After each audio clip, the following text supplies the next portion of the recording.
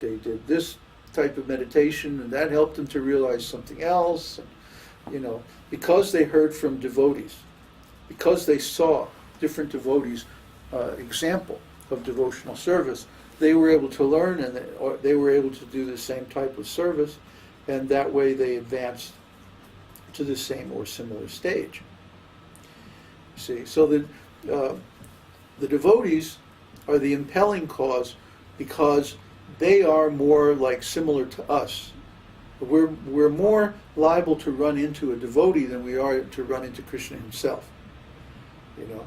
So even though Krishna manifests so many causes like the scriptures, and he expands in Balaram actually expands as the paraphernalia of worship and the temple and the deity form and the so many things that are used for worship. Yeah, the mridanga and other instruments, paraphernalia of devotional service. So he's a basic cause.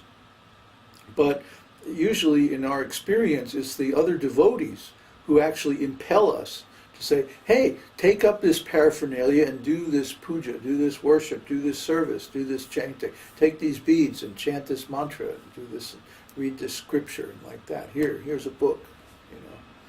So this is how the devotional service spreads. And most devotees experience it that way. It's very rare that a devotee someone will become a devotee by meeting Krishna. Usually, if you read the scriptures, in fact, I can't even think of a single example, to tell you the truth. Mostly they become devotees by meeting other devotees. And the devotees act as the impelling cause.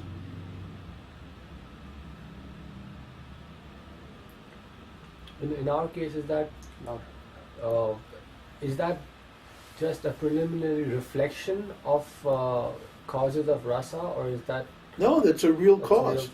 Yeah, it's a real cause, because even before you see Krishna, like I've seen this be out on Harinam somewhere, chanting Krishna's name, and somebody will come along and just start dancing ecstatically. Before I had ever seen the deities, for example, I had been in kirtans, and I came to, this is a good example, because I came to the temple, like when I was getting ready to join the temple, I came to the temple the first time, just before evening arti, and they were having Tulsi worship.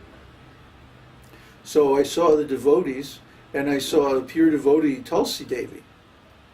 And because of that, Darshan of Tulsi Devi, then I became ecstatic. I started dancing around Tulsi Devi like a madman.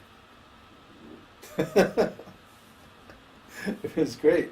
And so that impetus came from seeing the pure devotee, Tulsi. And then a few minutes later, there was Arti, and I actually saw the Lord.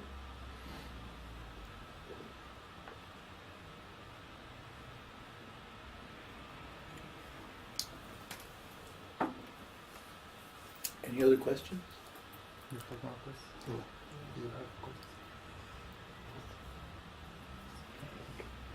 Question from David Lugan. Where was that? Yes. Would a materialistic, non-devotee parent who shows love for their devotee child be loving Krishna through this act? Very indirectly. Because in their conception, their relationship is on the bodily platform. See? From their conception, their idea of the relationship is, this is my son, this is my child. They're not thinking, this is Krishna's devotee and I'm taking care of him. So, but still, they get the benefit of being the parent of a devotee. See how kind Krishna is? He takes the action.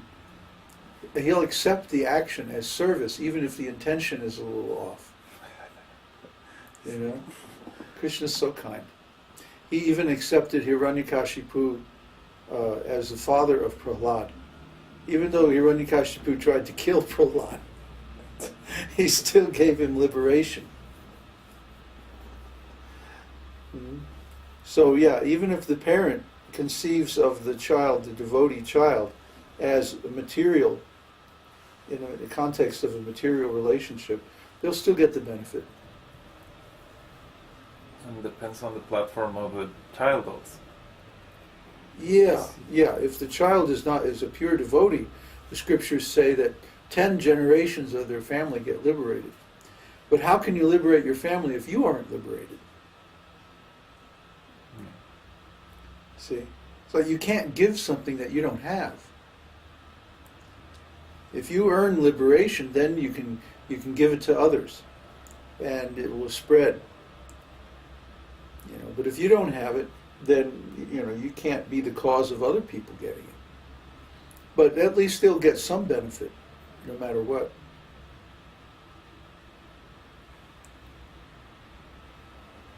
Okay, there was some exchange. Prasad starting asking several questions. It all boils down to the concept of, I don't know what my main relationship is, and now I'm testing one and the other. Okay. So is that correct, or how do I know which is my main rasa? How else are you going to find out? You have to taste it. You have to realize it. You have to try different relationships, see what works for you. And the best way is to read Krishna's pastimes, read Krishna book.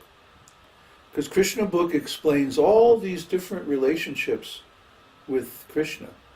You could also read the 10th canto of Srimad Bhagavatam, but you have to read the other 9 cantos first. But you can read Krishna book at any time. And Krishna book will explain all these different relationships that different devotees have with Krishna. Then you can contemplate these and try, imagine, visualize following in the footsteps of those devotees and see which one pleases you the most. After some time, this will just come naturally. It's not like something you have to try to do. But as you read the scriptures, you simply keep in the back of your mind that, someday I'm going to have to pick one of these relationships. I'm going to have to choose one of these classes of devotees.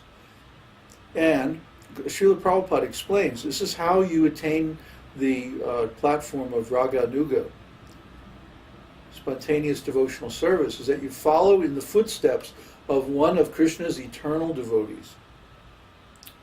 So this means you have to decide which taste. You can't be Raga Nuga Bhakti and not have some idea of what taste you prefer. You have to have some notion, at least, a general idea of, are you on the platform of neutrality, servitorship, friendship, parenthood, or conjugal love? Which is it?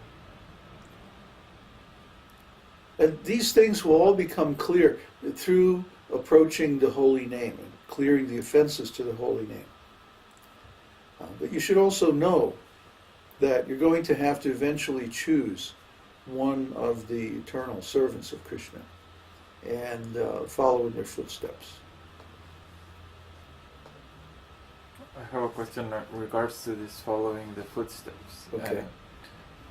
As I'm used to learning and like that, when I understand this, when I hear this concept of following the footsteps, it seems to me that I need to know very clearly what that devotee's life is about and what they do and like that.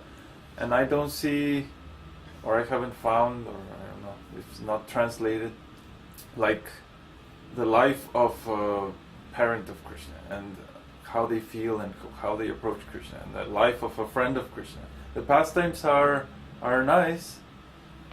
I find a little brief because they don't describe all the details of each relationship. It's like they played and they were having fun, and the cowherd boys went to the garden, the pasture, and came back.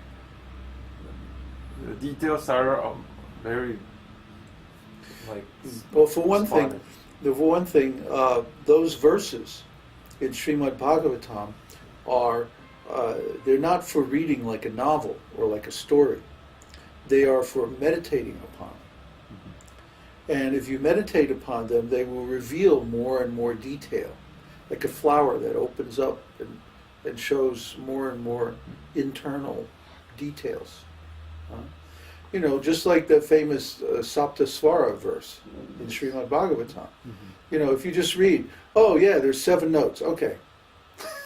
You know? But if you start to look into it, wait a minute, 7 swaras. What is a swara exactly? You see? And then you start to inquire into it, and it gets deeper and deeper and deeper until finally you find the whole science of music and the whole science of rhythm and dance and dramatics and rasa and everything is in those 2 words. We're derivable from those